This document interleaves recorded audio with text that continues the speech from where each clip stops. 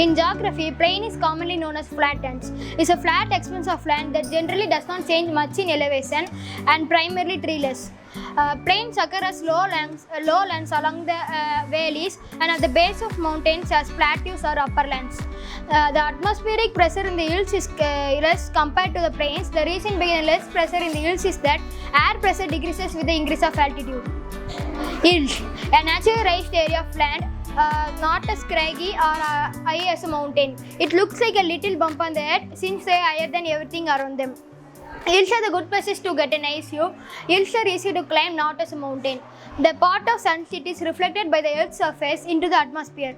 The atmosphere, having greenhouse gases, reflects the reflected heat back to the Earth. At higher elevations, as the atmosphere gets thinner, the most of the reflected heat get lost to the space.